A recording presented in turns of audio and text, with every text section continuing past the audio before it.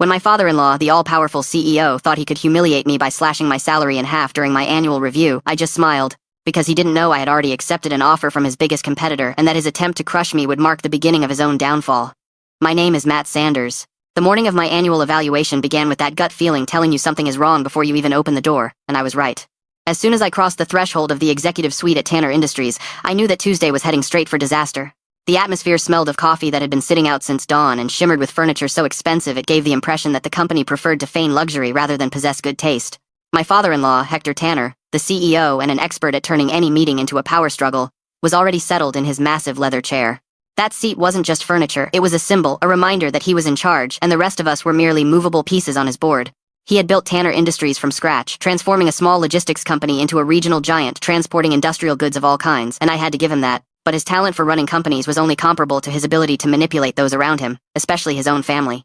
He didn't look up when I sat down across from him, a classic move in his repertoire, making the other person wait while pretending to review irrelevant papers. I had spent 15 years watching this theatrics over and over again. First the uncomfortable silence, then the calculated stare, and finally the verbal blow intended to leave me reeling. When he finally spoke, he did so with that flat tone only rich people use when they are about to ruin someone's day. "Matt," he said, referring to me as if I were one of his most expendable employees. "Let's cut to the chase." I took a deep breath and leaned back in my chair. After so many years inside the Tanner circle, I had learned to mimic his body language so as not to show any vulnerability. "Sure, Hector, tell me." He didn't bother beating around the bush. He never did. "We are cutting your salary by 50%, take it or leave it." Just like that, without any preamble. 15 years of loyalty, endless overtime, entire weekends sacrificed, nights spent fixing crises he later presented as his own. All reduced to a sentence as cold as a tax report. My expression remained firm. A skill I had perfected over countless family dinners where he insinuated, without hiding it, that I should thank him for the privilege of allowing me to marry his daughter, Camilla Tanner. "I understand," I replied, my voice calm. Inside, however, I was celebrating. This man thought he was destroying my career when in reality he had just cleared the perfect path toward something better. Hector's self-satisfied smile spread as if he had won a war. He was convinced he had put the intruder, as he surely called me in his mind, in the place he deserved.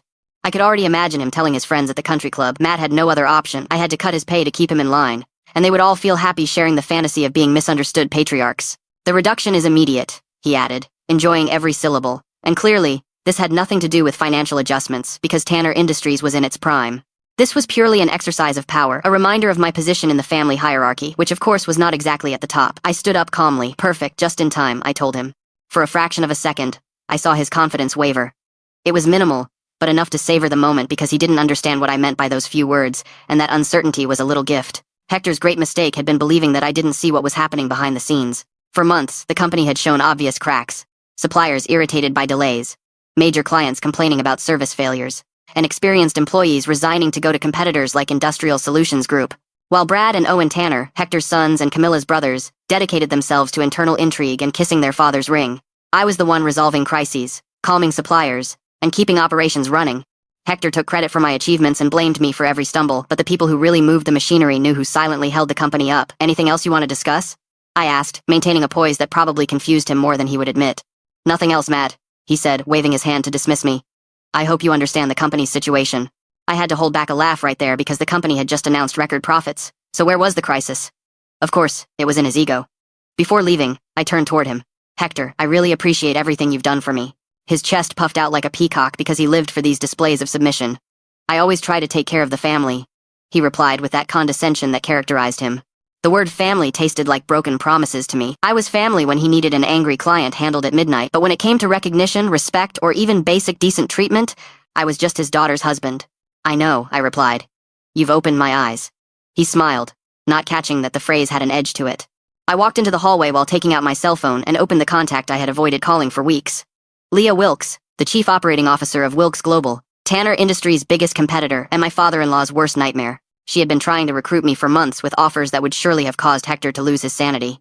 Until that morning, I had been the loyal son-in-law, the employee who caused no trouble, the man who kept the family peace. But sometimes the best-laid plans collapse in the most spectacular way possible, and Hector Tanner had just signed the start of his own collapse. I typed a brief message. "Leah, let's talk. Does that proposal still stand?" Not even half a minute passed before I received her answer. "Always. Tell me when you can start." I looked up at the closed door of Hector Tanner's office and imagined his satisfied face, believing he had managed to put me in my place. The poor guy didn't suspect he had just lit the fuse that would end up bringing down his little kingdom. I replied, How about we discuss details over lunch? I have information about market opportunities that might interest you. The three little dots appeared, disappeared, and returned. Finally, she wrote, I like where this is going, noon at the Marriott downtown. Perfect, see you there. I put the phone away and walked toward my office, or rather my future ex-office, because every step carried a lightness I hadn't felt in months. Hector thought he was playing chess while I was playing checkers, but what he didn't know was that I had been participating in a completely different game for a long time. The elevator doors closed, and in the reflection of the steel, I saw myself as someone who was about to win. He wanted to cut my salary in half, fine, I was about to take him off the board completely. Before you feel sorry for poor Matt Sanders, I should describe what my supposedly perfect life looked like, the one Hector loved to exhibit as just another trophy of his ego. I was the executive vice president of operations, with a corner office, floor-to-ceiling windows overlooking downtown, driving a company BMW that still smelled like new leather, and receiving a salary that made my college friends turn green every time we met for drinks. Plus, I was married to Camilla Tanner, the daughter of the industrial supply magnate, blonde, impeccable, raised with a privilege so exaggerated she seemed to have the family crest tattooed on the roof of her mouth. From the outside, anyone would have said I was living a textbook version of the American dream. But gilded cages are still cages, and after 15 years as the circus monkey in Hector Tanner's three-ring show, the gold was already falling apart. Every achievement I obtained magically became one more proof of Hector's brilliant mentorship. Remember that deal with Petroza Manufacturing that saved us during the 2019 recession? 3 months of negotiating, sleeping in hotels, chasing impossible schedules, but in the internal newsletter it only appeared as thanks to the strategic leadership of our CEO, Hector Tanner. My name, if it appeared, was in ant-sized font between the thank yous to the cleaning staff and the warning not to forget to validate parking. In contrast, any stumble, an upset client, a shipment delay, a supplier complaining about payment terms, bore my name in capital letters listed as areas for improvement and opportunities for professional growth. Hector had turned the art of deflecting responsibility into his favorite hobby, and I was his favorite canvas. But the worst part wasn't even him. The real dagger was his sons, Brad and Owen Tanner. Brad, the oldest, was a disaster in an expensive suit. Behind the title of Senior Vice President of Development, there was nothing but lavish lunches, golf tournaments, and absurd promises to clients that I then had to fix. Owen, for his part, flaunted an MBA from Harvard paid for with family donations. He had less financial skill than a teenager with a newly activated credit card, but felt entitled to lecture me on organizational structure and fiscal responsibility, which was incredible coming from someone whose greatest professional contribution consisted of not setting the printer on fire. Family dinners were psychological warfare disguised as political correctness. Every Sunday at the Tanner Mansion, an incoherent mix of colonial and ostentatious styles, Hector presided over the table like an industrial patriarch dispensing passive-aggressive comments like blessings. Matt, he would say while cutting his meat with surgical precision, you are fortunate to be part of this family. Not everyone receives opportunities like this. Fortunate. That word haunted me. Fortunate to work 70 hours a week. Fortunate to carry the burden of his sons' mistakes. Fortunate to sit at the kids' table while they played at being executives. Camilla would nod in silence, repeating her father's words as if she were a decorative doll. Dad is right, honey, we are very fortunate. That was the real family motto. And behind all that theater existed, the sugar-coated version of the business, the agency of effort, family values, the entrepreneurial vision. The reality was much simpler. Hector had inherited a trucking company from his father-in-law and spent 3 decades stretching other people's money until converting it into something bigger, a less epic tale than the one he used to tell at conferences. The most ironic part was that the company was creaking everywhere from the inside. Systems obsolete since the Clinton era, a command structure where competence mattered less than the last name. Relationships with clients sustained solely by my personal reputation, key personnel looking for jobs on LinkedIn, restless suppliers, and competitors circling like sharks. While Hector played golf with potential investors and his sons practiced executive impersonation, I was the one keeping the operation running minute by minute. We literally had a railway contract that demanded absolute precision, and I spent more than one weekend negotiating with freight schedulers to prevent it from collapsing. Being treated like an intruder inside the business to which I had dedicated half my life allowed me to see clearly the cracks no one else wanted to admit. From the inside, Tanner Industries was a house of cards held up by my will to perform miracles. And yet, for years, I played the role they expected of me. The loyal son-in-law, the exemplary employee, the man who never asks for more than he is allowed to take. But that man ceased to exist the day Hector thought he could cut me in half with a single sentence. That day was when I started planning his end. For years, I got used to moving in the Tanner family environment as if I were part of a gear whose operation I already knew by heart. I smiled at Hector Tanner's jokes, nodded when Brad recounted some anecdote about his business school buddies, and pretended not to notice when Owen forgot to include me in strategic meetings. What they never understood about Matt Sanders was that I wasn't just a lucky guy married to the owner's daughter. I had built my career from scratch, client by client, project by project. The prestige I had built, the relationships I had cultivated, and the knowledge I had acquired over the years belonged neither to Hector nor to his respected family business. All of that was mine. So, when he dropped that order disguised as a proposal to reduce my salary by half, with the triumphant expression he reserved for his favorite moments, the only thing I felt was irony. He thought he was putting me in my place, reminding me of his absolute control over my professional future, but what he was really doing was giving me the perfect excuse to stop acting like I needed his validation. If the man wanted to play rough, he was talking to the right person. I had been preparing for this type of match for 15 years, waiting for my chance to return the moves, and Hector Tanner was about to discover that sometimes that employee you treat as if he were replaceable is precisely the one holding up the foundations of the entire empire. The only doubt I had at that moment was whether I preferred to see his world crumble slowly or light the fuse and watch the fireworks. It had all started weeks earlier, on a random Thursday, during an afternoon dedicated to reviewing why the Springfield warehouse kept losing inventory as if it were a magic trick. In the middle of those reports, my phone rang with an unknown number. Normally, a number like that could mean three things: a desperate client demanding an immediate solution, a supplier complaining about something that wasn't my responsibility, or a telemarketer who was going to hear my opinion about interrupting my lunch hour. I was about to let the call go to voicemail, but a hunch, call it instinct, boredom, or simple routine, made me answer. That decision would change everything. Matt Sanders. Good morning, I said with my formal voice. The one that suggests I'm busy but can still attend to you. Mr. Sanders. This is Leah Wilkes from Wilkes Global. Do you have a few minutes? Leah Wilkes. The same woman whose expansion had tormented Hector for the last 5 years. He mentioned her in meetings with the same resignation with which others speak of dentist visits. Her company had started on the West Coast, but the speed with which it was conquering the rest of the country was worthy of study. I have time, I replied, completely forgetting about the warehouse reports. Her voice was firm, secure, with that naturalness only retained by someone who has built an empire in one of the most competitive markets in the country. I'll be direct, she continued. We have followed your work at Tanner Industries for quite some time. Your reputation speaks for you. My reputation. Not Hector's. Not the Tanner name. Mine. It was surprising to hear, for the first time in years, that someone recognized my real work and not my family tie. I appreciate your words, Leah. How can I help you? More than what you can do for us, it's what we can offer you, she replied without hesitation. Wilkes Global is preparing a major expansion in the Midwest market, and we need someone with your experience, contacts, and judgment to lead the initiative. Lead, not assist. Not support. Lead. Make decisions. Direct. Build something of my own. After so much time correcting other people's mistakes, the proposal sounded almost unreal. What would it entail exactly? I asked, trying to sound calm while my mind raced at full speed. The laugh I heard wasn't the typical corporate laugh that sounds artificial. It was authentic, almost amused. It would imply having real autonomy over your projects, control over the budget, hiring, strategic alliances, everything. We aren't looking for an employee, Matt. We want a partner, someone capable of building from scratch and generating results from day one. And obviously, the compensation would be commensurate with that responsibility. Without mentioning it, I already understood what she was insinuating. This wasn't a salary that could be reduced in an annual meeting. This sounded like stocks, executive bonuses, and benefits reserved only for someone indispensable. And what makes you think I would consider leaving my current position? I asked, wanting to gauge how much she really knew about my situation. There was a brief pause, but enough to understand that the question didn't surprise her. Matt, I've been in this industry for 2 decades, she replied. I know how to identify wasted talent. From here, it looks like you've been doing the hard work for years while others take the credit. And that, believe me, ends up being exhausting. Direct and accurate. And unfortunately, she was right. After so many years seeing my contributions buried under the Tanner name, in the end, my frustration must have been evident to anyone. At Wilkes Global, she added, we build our company by recognizing valuable people and giving them space to grow. And for the first time in a long time, I felt like someone was describing what I had been waiting years to hear.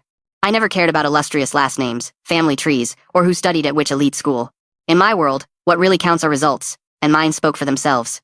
Funny how that word, results, seemed to have evaporated inside the offices of Tanner Industries, where it mattered more to keep the hierarchy intact and constantly remember who signed the checks than to recognize people's real work. That day, Leah Wilkes' call began so directly that I knew it wasn't just any conversation. This chat is very interesting, Leah, I told her, using the typical corporate language one uses when, in reality, what you want to say is, I can't believe they are finally offering me what I've been waiting 10 years for, but I want to be honest, a decision like this requires careful thought. Of course, Matt, she replied. I wouldn't expect less from someone with your professional standards. There was a brief pause, and then her tone sharpened with surprising clarity. But don't take too much time either. Opportunities don't stay open forever, and we aren't the only ones who have noticed your performance. This sector is smaller than it seems. That comment hit me like ice water. I knew it was true. The industrial supply world functioned like a tiny town where everyone was aware of everyone else's movements. If Leah had detected my situation at Tanner Industries, it was almost certain others had too. And if word got out that I was talking to the competition, Hector Tanner would lose his mind in an epic way. I really appreciate the offer and the trust, Leah, I replied. How much time do I have to consider it? Enough, she assured. Although I hope you understand that enough isn't forever. We plan to move forward with this expansion in the coming months. Market conditions are ideal, and we don't want to miss the window of opportunity, but the right candidate is always worth the wait, and you are that candidate. The right candidate. Not the lucky husband who had entered the family business by marriage. Not the guy who should be grateful for any crumb. Not the son-in-law who had to bow his head before an egocentric father-in-law. No, the right candidate based on real merits. What a strange concept at Tanner Industries. I hung up the call with a mix of vertigo and euphoria. I had spent 15 years climbing a ladder that led nowhere, trying to please a man who would never see me as a capable professional. And yet, there were other ladders, other companies, other possibilities where I wouldn't have to pass through Hector Tanner's filter or smile at him while he treated me like a simple glorified assistant. I spent the afternoon looking out the window of my office on the high floor, watching the traffic move slowly. From up there, everyone seemed to move following some greater plan, as if each person knew their role perfectly within a gigantic machine, but I knew the majority felt just as trapped as I did in my gilded cage. 43 minutes later, the email arrived with the preliminary information, and she wasn't exaggerating, the plan was gigantic. Distribution centers strategically located, strategies to capture key clients, initial capital that exceeded by several zeros the budget I currently managed. They didn't seek to compete with Tanner Industries, they planned to wipe it out. And they wanted me to be the person in charge of lighting the fuse. That night at home, Camilla Tanner asked me why I seemed distracted. I told her it was just work, nothing urgent. She nodded without looking up from her phone, probably reviewing photos of other executive wives sailing on yachts or traveling in private jets. If she knew they had just offered me the opportunity to become one of those real executives and not just the appearance she liked to show off so much. But of course, Camilla was never really interested in my career except when it affected her shopping budget or her social plans. 3 weeks later, when Hector Tanner decided to inform me that he would reduce my salary by half, just like that, suddenly, like throwing a brick through a window, I couldn't help but remember Leah's words. Sometimes, the biggest risk is not taking the risk, and as if that weren't enough, the timing turned out to be perfect. Just as she had anticipated. There is an exact moment when a marriage breaks, and it's not during the screams or the dramatic door slams. It's when your partner looks at you without really seeing you, when their gaze passes through you as if you were a piece of furniture getting in the way in the living room. That was what happened the night I came home, ready to tell Camilla about the salary ultimatum from her dear father. I walked into our house, or rather, our McMansion, because that's what it was, and found her reclining on the massive modular sofa with a glass of white wine that probably cost more than car insurance, distracted on her mobile as if I were an Uber driver trying to explain why traffic was slow. "Hi, honey," I said, loosening my tie. "How was your day?" "Good," she murmured, without looking away from the screen. She was surely watching some friend's vacation in the Hamptons or some sponsored ad about skincare routines, things of vital importance, apparently. Meanwhile, I was preparing to tell her that her father had just dynamited my career inside his corporate empire. And there I understood that something had already been broken for a long time. That night I poured myself a good bourbon, the same one Hector Tanner had given me for Christmas, surely to remind me later how generous he was. I sat next to Camilla, trying to organize my ideas before speaking. "I had a rather peculiar meeting with your father today," I told her, hoping to capture her attention. She barely looked up for half a second before focusing back on her phone. "Oh yeah. How is everything at work?" she asked with an indifference that hit me full on, as if I were some acquaintance from a social event and not her husband of 12 years. I took a deep breath. "Well, funny you mention it. Your dad decided to cut my salary in half. I expected a reaction befitting the gravity of the matter. Surprise, anger, some complaint about Hector's management style, any sign that she cared. But Camilla simply took a sip of wine with an almost offensive calmness. "Dad knows what he's doing," she replied without looking at me. "He has managed the company since before we were born. If he considers that adjustment necessary, you will adapt. You will adapt. Not, we will adapt. Not, let's see how we resolve it. Not even a, that sounds terrible. Just a cold, automatic phrase full of that blind family loyalty I had always tried to ignore." "Camilla," I said, containing my frustration. "We are talking about a 50% cut. It's not the same as turning the heating up or down a little. It completely changes our lifestyle." She finally looked up. For an instant, I thought we would finally have a serious conversation, but I was wrong. She gave me one of those condescending smiles she used to use at charity luncheons, that smile that always seemed to say, "You are exaggerating, and I don't plan to waste energy on you. Matt, you are being too dramatic. Dad would never do anything to harm the company, and what benefits the company benefits the family." She said it so convincingly it sounded like a memorized corporate slogan. When I married Camilla Tanner, I thought I was forming a team, but over time I understood that my role was more like that of a spokesperson with additional benefits. She returned to her usual posture, mobile in hand. "Besides, we aren't going to end up living on welfare. Even with that cut, you earn more than most," the classic comment proving she understood nothing. Yes, even with the reduction, the salary was still good, but it wasn't about the money, but about what the decision meant. And her inability to see it made everything clear. I went up to change, trying to clear my head, and made the mistake of checking my mobile. A notification appeared from a family group chat I shouldn't have been part of. It was that chat where Brad and Owen Tanner coordinated their golf outings and shared inside jokes. One day they added me by mistake and never removed me. Normally I ignored it, but that day something compelled me to read it. The topic of the day was me. Brad wrote, "Did you guys hear Matt got a pay cut?" Owen replied, "I'm dying of laughter. Dad finally put him in his place. It was about time someone reminded the charity case Sanders of his place." Brad added, "Do you think he'll quit?" Owen responded, "I doubt it. Where else is he going to earn the same? Dad has him by the balls, and he knows it." Brad concluded, "True. Besides, Camilla would never leave the family. He is trapped. Charity case. That's how they referred to me. 15 years pouring my soul into their company. 15 years making every process, every area more efficient. 15 years holding up their structure while they learned executive functions that consisted basically of managing expenses and perfecting their swing. And even so, for them, I was just a lucky guy who married their sister. I sat on the edge of the bed staring at those lines until they blurred together. The worst part wasn't the insults. I had already sensed for years that they saw me that way. What was truly devastating was that certainty with which they claimed I was trapped, that I could never leave because I depended on them. An hour later, Camilla entered the room, surely after spending a good while checking social media and sending messages about the book her club pretended to be reading that month. She saw me sitting with the phone in my hand, and the first thing she said was, "And now what's wrong?" Her tone seemed like someone talking to an appliance that makes a weird noise if it doesn't stop glitching. I showed her the conversation. "Your brothers have quite interesting opinions about your husband." The expression on her face changed for just an instant, maybe shame, perhaps surprise, but it vanished quickly. She handed me back the mobile and shrugged. "They are joking. You know how men are." Men? No. They were adults, executives of a large company. But clearly, in Camilla's logic, cruelty was simply boys being boys. "Camilla, they are calling me a charity case. Your own brothers think I'm a moocher." She sat at the vanity, starting her nightly routine without even looking me in the face, talking to me through the mirror. "Matt, you are too sensitive. Families tease each other. It doesn't matter." Sure, because nothing expresses brotherly love like mocking someone's livelihood or betting on whether they will have enough dignity to quit. While applying expensive cream under her eyes, she added, "Besides, it's not a lie that you married into this family. That has always been clear, right? And Dad has been very generous with you. Maybe, instead of getting upset over silly messages, you should try harder to show him you deserve his support." Deserve his support. As if I were a distant relative they had decided to keep, and not the man who had been carrying Petroza Manufacturing for years while the owner's sons played at being executives. Sitting there, watching my wife defend cruelty disguised as a family joke, I understood something. Camilla Tanner had never really seen me as her life partner.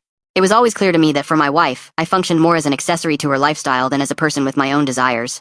I was the presentable husband, the one who looked good at Petroza Manufacturing dinners, the one who didn't make the rest of the Tanner family look bad at charity events. What I felt, what I expected from my career, or what I wanted to build for my future seemed to have no value within the role she expected me to play. When I didn't answer her last comment immediately, she turned in her chair and gave me that look I knew too well, the same one she used when she wanted me to understand I was exaggerating or being difficult for no reason. "Matt, you are part of this family now," she told me. "That implies supporting my father's decisions, even when it's hard for you to accept them. He is the one who built everything we have." Everything we had, as if I hadn't invested 15 years of work to contribute my part. As if I hadn't left hours, projects, and weekends behind so that Tanner Industries would maintain its reputation. For Camilla, I was nothing more than the guy who had been lucky enough to marry the owner's daughter, the lucky one who should feel grateful for receiving crumbs. That night, lying next to her while trying to sleep, thoughts hit me as if they had no intention of giving me a truce. I remembered Leah Wilkes's words. "We aren't looking for an employee. We want a partner." Camilla never wondered what I felt regarding the salary cut imposed by Hector Tanner. She never considered that, perhaps, her father was acting abusively. It didn't even occur to her that 15 years of loyalty deserved something more than a shut up and take what you get. But you know what? For the first time in a long time, that started to stop mattering to me. While she remained focused on playing her role of the obedient daughter, I started remembering who Matt Sanders really was before the Tanner name appeared in my life. And that man, the professional who had built his own prestige without depending on anyone, was about to take decisions that would change everything. They say the best revenge is served cold, and if it comes accompanied by meticulous planning, even better. During the following week, I became the perfect example of self-control. I arrived early every day, smiled in the most tedious meetings, listened to Brad Tanner's endless stories about quarterly projections, and even feigned enthusiasm when Owen Tanner tried to explain his innovation ideas to me. To anyone watching me, I was the obedient employee, accepting his new reality without protest. What no one saw was the file I updated every night on my laptop, my exit strategy. A database assembled with 15 years of contacts, contracts, emails, names of children, renewal dates, preferences, concerns, and even the vacation periods of every client. People think business relationships vanish when a boss decides to cut your salary. They don't understand that bonds are built with time, trust, and consistency, not with last names. A perfect example was Diego Mardones, director of purchasing at Mardones Logistics, one of our most important clients. For most, Diego was just a man in a suit with a clipboard. For me, he was the divorced father of twin girls who coached Little League on weekends and had been looking for a more efficient provider since his ex-wife moved to Phoenix with the girls. We had lunch every 2 months, and he always ended up telling me the same thing. "Matt, you guys work well, I don't deny it, but sometimes I feel like I'm negotiating with a company trapped in 1995. For every decision, you ask for committees, triple authorizations, eternal meetings. We don't move forward like that." At the time, I just smiled and offered diplomatic answers. Now, however, I evaluated how he would react if someone presented him with an equally reliable alternative with less red tape and an attractive discount for switching providers, hypothetically, of course. There was also Sandra Contreras, our operations manager. She had been there for 8 years, Knew every corner of the delivery system better than Hector Tanner knew his own golf handicap. She was brilliant, efficient, and yet totally wasted in an environment where her ideas remained buried under mountains of, "That's how it's always been done." That week I invited her for coffee. Nothing suspicious. Two colleagues talking about warehouse metrics and staff shifts. "You know what's most absurd, Matt?" she told me while stirring her sugar with almost surgical precision. "If we modernized the inventory system, we would reduce delivery times by 20% and lower operating costs. But every time I propose something, Hector asks for studies, analyses, and reviews that take half a year." I listened, nodded, and added her name to my mental list of people who would be better off in a company that actually rewarded innovation. By Friday, I already had a complete map of the truly valuable assets of Tanner Industries. And I'm not referring to the warehouses or the fleet of trucks. I'm referring to the people, clients, key employees, and suppliers who sustain the real operation. When you start observing who really moves the machinery, you understand that the last names in the corner offices matter much less than they think. Meanwhile, Leah Wilkes had maintained contact with me throughout the week, polite messages, additional information, updates from Wilkes Global about their expansion plans. Nothing invasive, but enough to keep me thinking. That woman knew what she was doing, not pressuring, but not disappearing either. On Thursday night, she sent me an ambiguous message, halfway between professional and personal. "I hope you are having a good week. There is no rush regarding our conversation, but I thought this might interest you." The link led to an article about companies that grew by hiring executives with solid regional connections and giving them autonomy and real participation. It was practically a mirror of the type of opportunity I had begun to consider. I saved the article in my personal email, inside a folder titled Professional Development. Camilla never checked my computer. She was too busy organizing committees and charity dinners where wealthy wives celebrated donating money they hadn't earned. The great turning point came on Friday afternoon, during what should have been a routine team meeting. Hector was sitting at the head of the table, speaking as if his ideas were revolutionary revelations. To his right and left, Brad and Owen nodded in unison, as if they were decorative pieces placed only to complete the scene. "Our competitive advantage," Hector declared, pointing to a slide that looked like it came from outdated design software, "lies in our established relationships and our time-tested processes."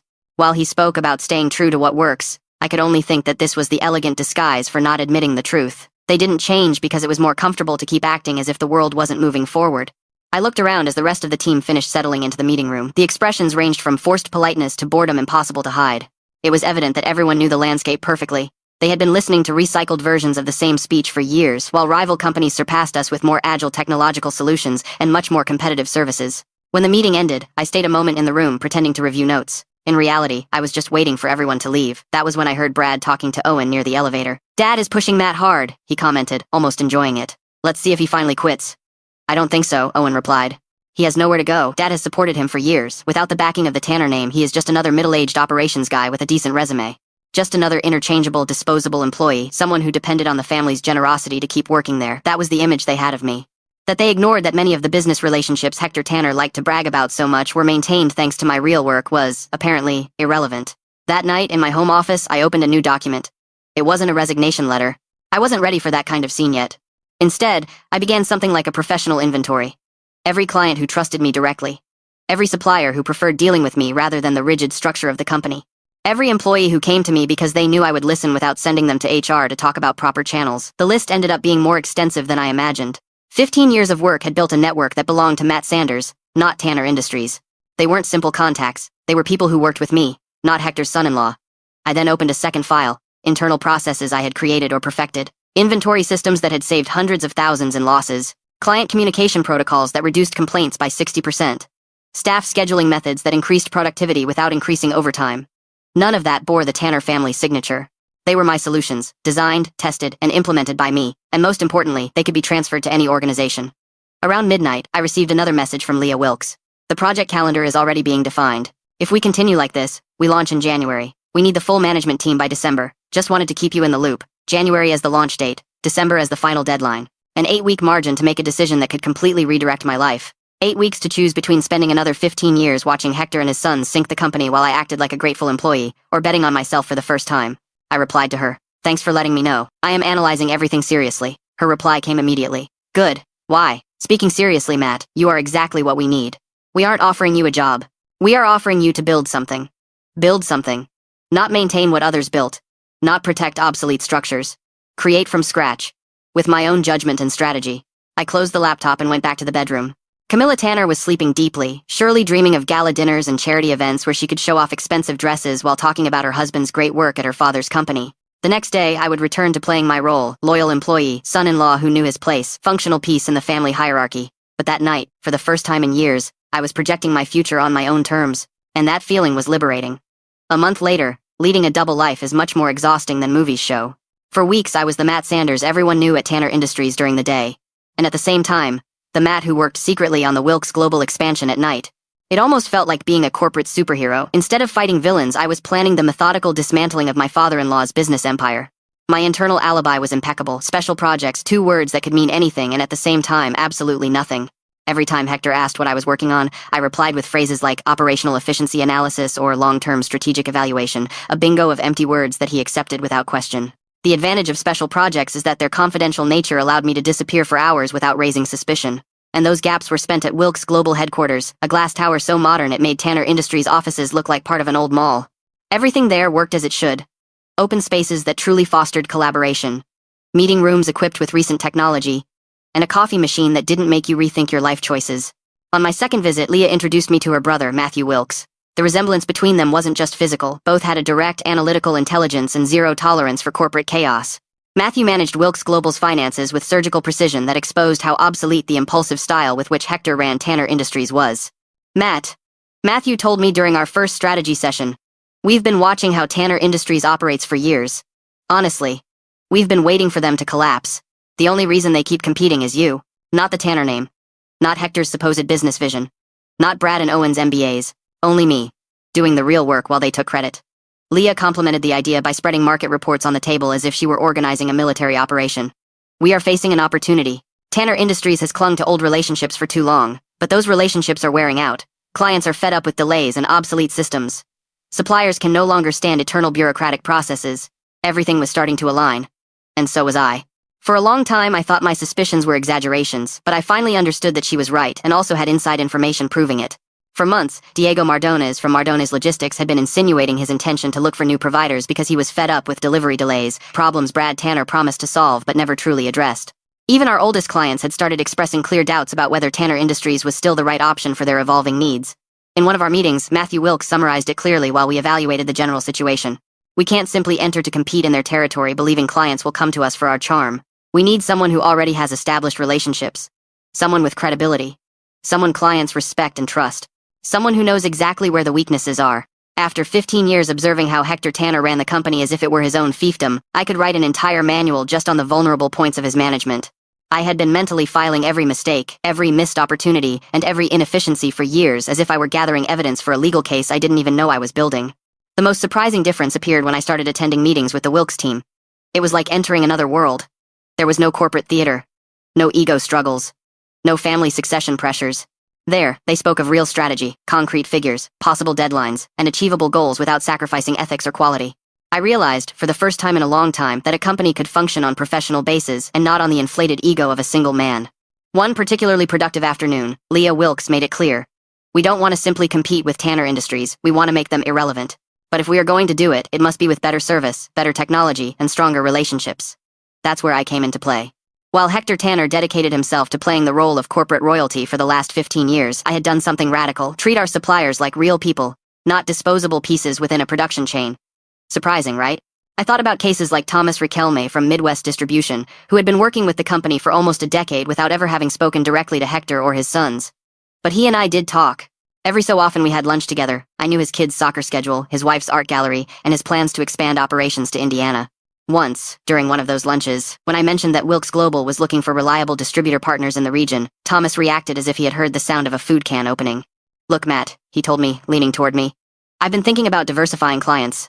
Petroza manufacturing is stable, but depending on a single company worries me. If Wilkes Global is looking for partners instead of simple suppliers, that does interest me. That difference, partners instead of suppliers, can completely define the future of a business relationship, and that was something Hector never understood.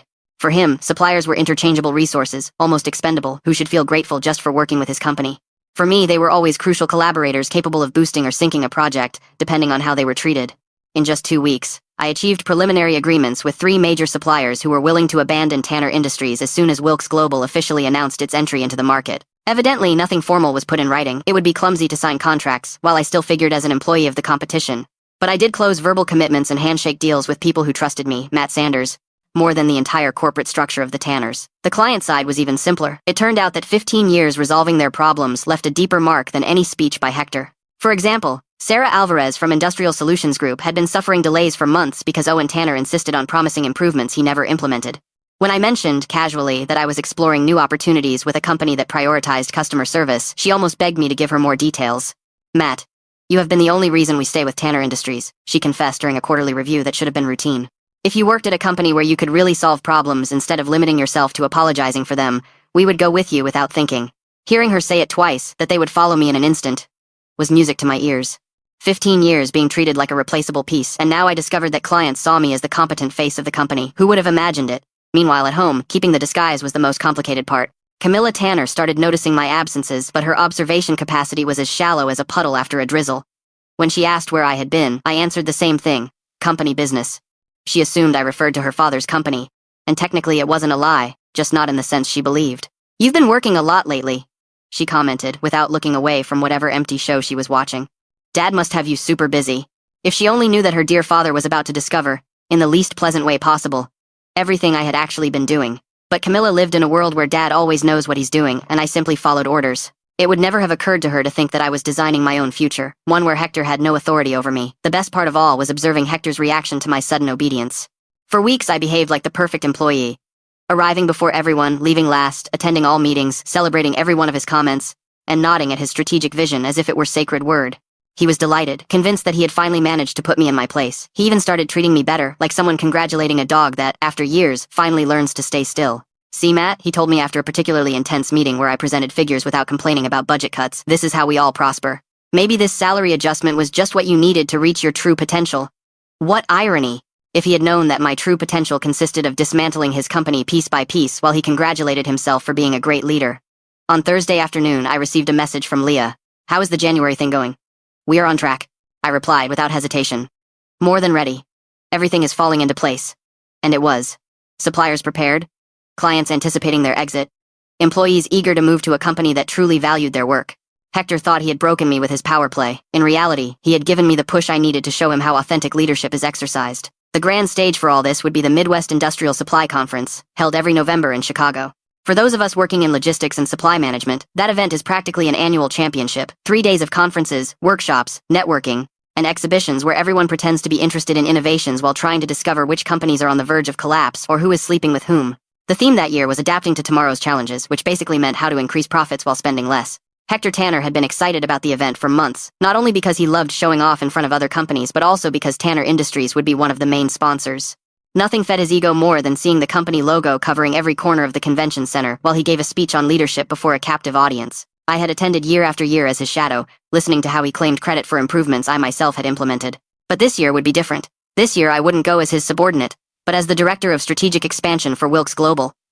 Although he didn't know it yet. The plan was simple and perfect. Leah and Matthew had secured a last-minute sponsorship slot after a company canceled due to lack of budget. Wilkes Global would announce its arrival in the Midwest market during the presentation on the second day, right after Hector's speech, whose topic would be maintaining market leadership through traditional values. The synchronization was not accidental. Leah had always had an almost theatrical talent for transforming any moment into a scene loaded with subtle irony, a trait that, over time, I stopped considering annoying and started seeing as an admirable quality. That Wednesday morning, while I settled among the attendees of the annual Congress, I remembered again why. The atmosphere was impregnated with that smell of new carpet mixed with stale coffee, a combination that, strangely enough, always announced that the day would be long and probably exhausting. Minutes later, Hector Tanner appeared on stage. He walked with exaggerated security, as if the simple fact of observing him should inspire respect. Every step was measured, almost choreographed, and the ostentatious shine of his suit made it clear he wasn't a man willing to go unnoticed. He had spent so many years surrounded by people who flattered him that he had ended up believing his own legend. "Ladies and gentlemen," his voice boomed through the speakers, "today I want to share with you what it means to build a company that endures." I leaned back in my chair, discreetly took out my phone and activated the recording. Not because I wanted to use the video against him, but because I knew that, at some point, I would want to remember the exactness of the moment his pride reached unsustainable heights. That scene deserved to remain recorded. Hector's speech began with his repeated litany about family values, corporate tradition, and the nobility of maintaining a steady path while others let themselves be tempted by modernity. He painted Tanner Industries as an industrial sanctuary, a sacred place where he himself, supreme guardian, protected the secrets of business stability. His capacity to appropriate others' merits was impressive. He spoke of strategies I myself had implemented as if they were part of a plan he had conceived while drinking coffee in his panoramic office. The audience, composed of directors, managers, and entrepreneurs of the sector, responded with that level of tepid enthusiasm one develops after years attending conferences. They nodded, took notes, or pretended to. Some even applauded at strategic moments, when Hector's voice rose in pitch to emphasize his supposed unquestionable truths. The key to success, he continued saying, is not in chasing every new ephemeral opportunity that appears, but in building something solid, something that remains. While he spoke, I imagined the conversation he would have that night with Camilla Tanner. Proud of having captivated the auditorium with his ancestral wisdom, I could hear him bragging about a monumental impact before an audience that in reality was only grateful to have heard a presentation that didn't make them sleep. When the moderator returned to the stage to thank him, I thought the tedious part of the day was over, but no, the truly interesting part was about to begin.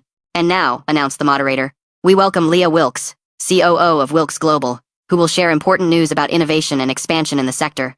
Then it happened. Hector's face, which until seconds ago radiated smugness, tensed up.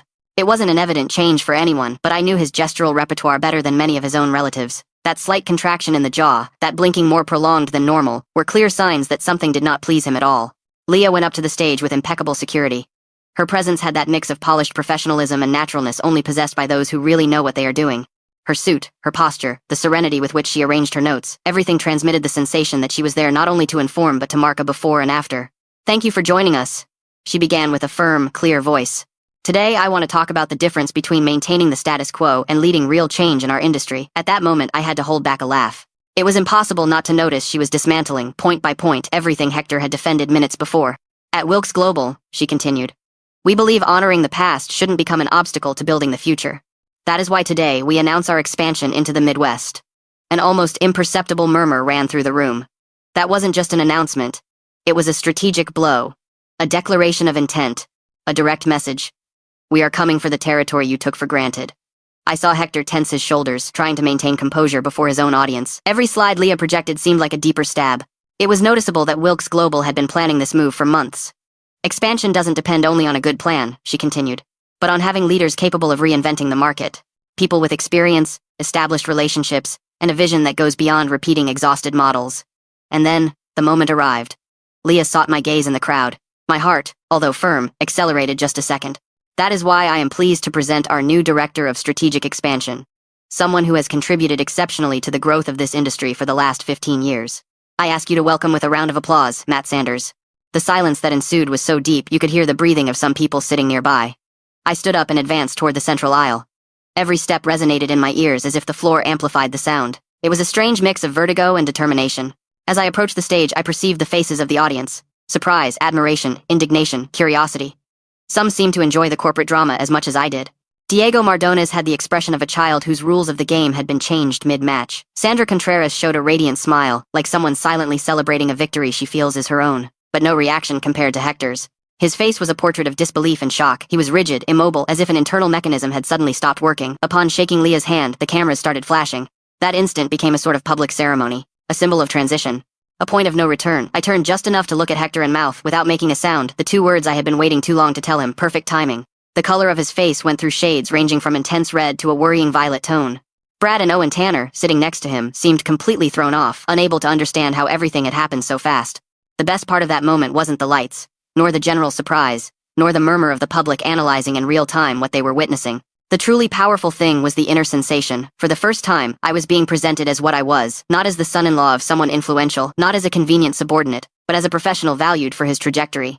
Matt brings 15 years of operational excellence and key connections to lead this new stage, Leah announced while the room observed with absolute attention.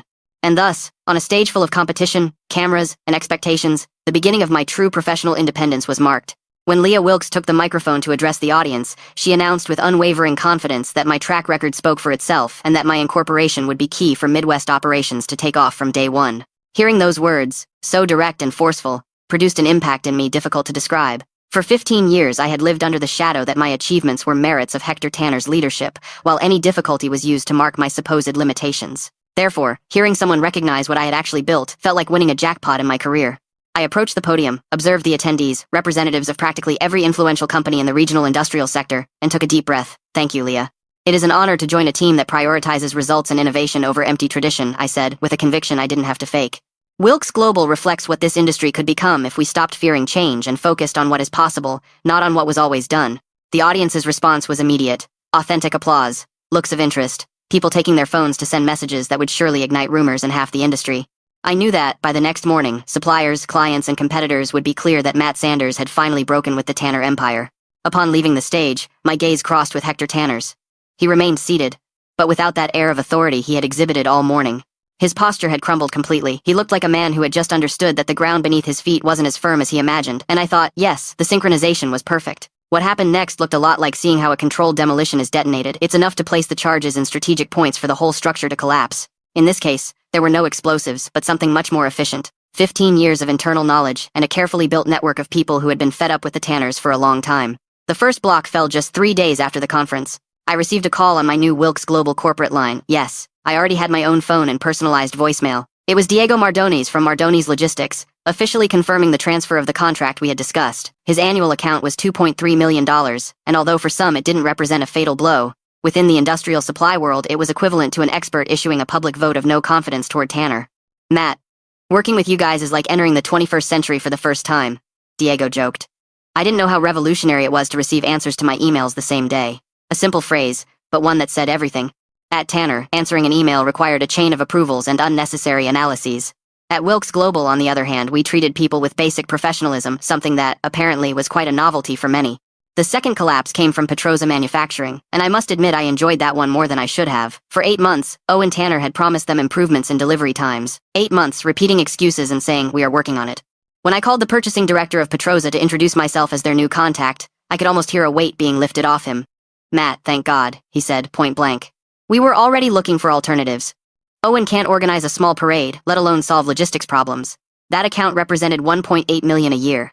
With that move, 2 large clients had already abandoned ship, and Hector Tanner surely was just starting to understand that his famous salary reduction had ignited a chain reaction he couldn't stop. But the real chaos began when the suppliers started talking among themselves. Thomas Riquelme, from Midwest Distribution, was the first to officially switch and comment to his contacts how different it was working with Wilkes Global. From there, it was like watching a row of dominoes falling one after another. Suppliers who had been complaining for years about payment delays and absurdly slow processes finally had a place where they were treated as real partners, not disposable pieces. In a matter of weeks, Tanner Industries faced what they surely described in their minutes as supply chain interruptions due to external factors. The reality was much simpler. People were tired of being treated poorly and had found a better place to move to. The employee exodus was equally forceful. The first to leave was Sandra Contreras, a loss comparable to dismantling the main engine of a plane in mid-flight. Sandra mastered every minute detail of the Tanner distribution system, routes, warehouse optimization, cargo control, absolutely everything. Hector tried to retain her with a promotion and a raise, but the decision was already made. I appreciate the offer, Mr. Tanner, she told him, as I was told, but I have accepted a position where innovation is not a risk, but a priority. Sandra joined Wilkes Global as operations coordinator, and having her with us was equivalent to receiving a complete map of Tanner Industries' failures and weak points. Then came Michael Contreras from the accounting area, who had spent 12 years putting up with the Tanner family's improvisations. After him, Jennifer Valdez resigned, fed up with the daily chaos caused by Owen's incompetence. By the end of November, 6 key employees had left the company, and the rest began to feel like passengers on a ship that had just heard the word iceberg. Meanwhile, Brad and Owen Tanner, the heirs of chaos, tried to handle the crisis for the first time without depending on Daddy. Watching them improvise was like watching 2 teenagers trying to perform brain surgery with tools they didn't know how to use. During a particularly disastrous week, Owen lost a complete shipment because he forgot to coordinate the holiday schedule with the carrier. The affected party was Industrial Solutions Group, led by Sarah Alvarez. Her reaction was immediate. She called me that same day, upset and exhausted. Matt, I can't keep working with amateurs. Owen just explained to me how the transport industry works, as if I hadn't been in logistics for 15 years. I can't go on like this. Her account represented $2 million a year. And so, another key piece fell without us having to lift an additional finger. Another major client had left, and the most ironic part was that we hadn't even had to strive to achieve it. They themselves were driving away their own users with an endless chain of bad decisions. By that time, even the specialized local press was starting to perceive what was happening. The Chicago Business Journal published an article titled, Regional Supply Chain Reconfiguration Under Pressure from New Competitors. They didn't mention names, but anyone inside the industry knew perfectly well who they were referring to. While Tanner Industries crumbled, Wilkes Global gained more ground in their territory every month. By December, Hector Tanner had ceased to be that self-assured leader to become someone who only tried to contain damage at all costs. He began calling emergency board meetings almost every other day, obsessed with stopping the loss of clients and employees. The situation worsened even more when the company's credit rating was downgraded after several suppliers demanded stricter payment terms. That pressure cut cash flow and further reduced their capacity to compete on price. Camilla Tanner, who until then had been on the sidelines of the chaos, finally noticed something didn't add up when her father started showing up at our house with the excuse of sharing dinner. In reality, those nights were nothing more than strategic meetings, disguised as home-cooked meals and superficial conversations. I stayed watching them while Hector rambled for hours about disloyal employees and supposed predatory rivals who, according to him, wanted to destroy everything he had built. One of those nights, when he finally left after a long monologue about competitive threats and market pressures, Camilla looked at me bewildered. "I don't understand what is happening," she told me. "Dad's company has always been stable. Why is everything coming down suddenly?" Poor Camilla, so innocent, always believed her father's success was a sort of universal constant, something that could never crumble simply because another company had better ideas or more efficient execution. She never contemplated the possibility that Hector's empire had structural flaws. "Markets change," I replied, "and when companies don't evolve, they end up getting left behind." But she, as if just remembering where I worked, added, "But you work there? Shouldn't you help my dad solve this?" There it was, the tacit expectation that my role as obedient son-in-law was to sacrifice my own professional goals to save the image of a man who had ignored my recommendations for years. My future, apparently, was irrelevant. "Camilla," I said calmly, "your father made it very clear what he thought when he cut my salary and removed me from strategic meetings. He doesn't want my help. He only wants me to obey." The expression of surprise on her face was almost comical, as if I had proposed selling the house and leaving to tour the country in a traveling circus. "Matt," she insisted, "you are exaggerating. Dad values your opinion. He is just under a lot of pressure."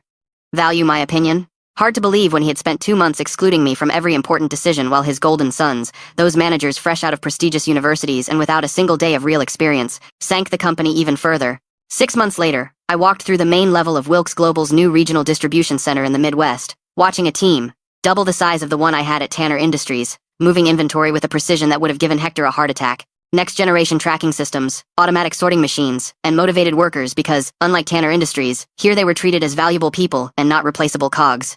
The irony didn't escape me. That place represented exactly what I had tried to implement at Tanner Industries: modern technology, efficient processes, and a strategic location capable of optimizing distribution. I had presented similar proposals more than a dozen times, but always received the same answers: "If it ain't broke, don't fix it, and we've always done fine with what we have." Well, congratulations, Hector. We came at almost triple the speed of Tanner Industries' manual operations. When I saw Leah carrying a leather briefcase so elegant it could have financed a family's food for weeks, I suspected she hadn't gone there to give me bad news. As soon as she saw me, she smiled with that satisfied gesture of someone who knows her plan fit exactly as it should. "I have something for you, Matt Sanders," she said, pronouncing my name as if she were handing me a prize. She extended the briefcase. Upon opening it, I discovered a contract extension that made Wilkes Global's initial offer look like a simple tip. The position of Director of Strategic Expansion, which until that moment I thought was a huge achievement, turned out to be just the entry level. What they offered me now was a completely different position: Vice President of Regional Operations with equity participation included. If the company continued growing at the current rate, that would make me a millionaire without exaggeration. While I tried to maintain composure so my jaw wouldn't drop to the floor, Leah Wilkes continued speaking. "You have amply demonstrated your capacity," she explained. "The expansion in the Midwest exceeded all our projections. We are 3 months ahead of schedule and already generating profits. That doesn't happen by chance." She was right. None of that happened by chance. It happens when a company decides to hire qualified people instead of limiting itself to favoring those who share their last name. It seems easy to understand, but many companies never learn it. The results had been so good that even my accountant had celebrated seeing the numbers. In just 4 months, we had captured 60% of Tanner Industries' main clients, in addition to attracting several of their best employees. We also established alliances with suppliers who now preferred working with us because we treated them as allies, not subjects. And when the time comes to choose who to stay with, those things are remembered. "There is something else," Leah continued, as if all the above weren't enough. "Matthew Wilkes and I have been talking. We want to offer you something much bigger than regional expansion." She took out another folder containing the company's complete organizational charts. "Our goal is a national expansion over the next 2 years, total presence from coast to coast. We will compete with the big guys in every important market. And we want you to direct the entire operation." Direct the entire operation. That is, become the person who would take strategic decisions for a company about to transform into a benchmark within the industrial supply sector. I wouldn't be just an employee, I would be a partner with real power and real benefits. I observed the distribution center around me. Many of the people working there had been Tanner Industries employees, and now they performed their tasks with a level of enthusiasm that only arises when workers are respected and allowed to shine. There was Sandra Contreras, training new employees in inventory management. Michael Contreras, from accounting, implemented cost control systems that finally made sense. Jennifer Valdez was building business relationships that would last years, instead of praying that clients wouldn't discover the chaos we used to hide however we could. "What do you think?" Leah asked. "Ready to play in the major leagues?" My mind traveled immediately to Hector Tanner, sitting in his huge office, surely reviewing quarterly reports that looked like autopsy diagnoses. I also thought about Brad and Owen Tanner, trying to justify to their board how they had lost half their client portfolio to a company they had never considered a real threat. And, of course, I thought about Camilla Tanner, who 3 months earlier had filed for divorce upon realizing that being married to me no longer brought her the advantages she used to enjoy. Her legal team tried to argue that my position at Wilkes Global should be considered part of the matrimonial assets and that she had a right to benefit from my achievements. The judge, fortunately, didn't buy that argument. I closed the contract folder and extended my hand. Leah, I'm ready. That signature officially made me vice president of one of the fastest-growing companies in the sector. The local press had turned the case into a spectacle. The Rise and Fall of Tanner Industries, a case study on failed succession in family businesses, that was the headline last month. Several analysts blamed the company's decline on mismanagement, and above all, on the inability to retain key personnel. That key personnel was me, the man who supposedly didn't have executive material, but who was now in charge of directing the national expansion of the company that had surpassed his former employer on practically all fronts. I'm not going to lie. The best part wasn't the money, nor the equity participation, nor the professional reputation that finally began to match my 15 years of hard work. The best part was entering any sector conference now and seeing how people greeted me as Matt Sanders, successful executive, instead of Matt Sanders, Hector Tanner's son-in-law who got lucky. Hector tried to call me only once, 2 months after the disaster at that conference where everything exploded. I let it go to voicemail. His message was an almost comical mix of formality and desperation. Matt, I think there have been some misunderstandings regarding your role at Tanner Industries. Maybe we could meet to talk about a path that benefits everyone. Misunderstandings, benefits for everyone? The same man who had publicly proclaimed that I didn't have what it took to occupy a management position now wanted to review our professional relationship because his company was crumbling. I deleted the message without replying. There are bridges that are better left to burn, and watching the fire while sipping an expensive whiskey is one of those pleasures life offers from time to time. In several industry magazines, they began referring to me as the man who dethroned Tanner. It was probably more credit than I deserved, but I must admit it sounded spectacular on a business card. The reality was simpler. I stopped accepting a place that didn't reflect my true value and chose to work for people capable of recognizing it. 6 months ago, I was the obedient son-in-law reminded daily that I should settle for the scraps Hector Tanner considered appropriate. My place was clearly defined: be grateful, shut up, and expect nothing more. However, that role I accepted for years out of inertia ended up crumbling as soon as I stopped asking for permission to demonstrate what I was capable of. Today, as I observe the orderly movement of the distribution center, it seems almost absurd to think that I once allowed that family's validation to define my professional worth. The same company that treated me like a dispensable accessory is now an academic example of how to destroy a legacy through pride and mismanagement. And I, the one they underestimated completely, ended up occupying a place they never imagined I could reach. The funny thing is, I don't feel resentment, I feel distance. A distance so great that, sometimes, it seems like I'm remembering another person's life. At Wilkes Global, I found something I never had at Tanner Industries. A space where my decisions matter, where my ideas are heard, and where effort doesn't have to disguise itself to be recognized. A few days ago, I entered a meeting with executives from several companies in the sector. One of them, whom I had met years ago when I still worked at Tanner Industries, shook my hand with a different smile, more genuine than before, and said to me, "It's impressive to see you make it this far, Matt. Some fall when they lose a powerful last name. Did you use that as momentum?" At that instant, I understood it with almost painful clarity. I wasn't simply advancing in my career. I was closing a chapter that had been open for too long. Now I walk without Hector Tanner's shadow behind me. I don't need to clarify where I come from or justify why I am where I am. Every recent achievement has my name written cleanly, without footnotes mentioning favors or uncomfortable kinships. I don't know what will become of Tanner Industries in a year, or in 5, but I know my story no longer depends on them. The distance separating us grows every day, not out of resentment, but because my horizon moved toward a place where they can no longer follow me. And in the end, that is the true victory, discovering that life can break through even after someone tried to reduce you to a supporting role. Today, for the first time, I feel that the future is not a door others decide when to open. It is a path I am building with my own hands, a path that, this time, carries my full name, Matt Sanders. Nothing more, nothing less.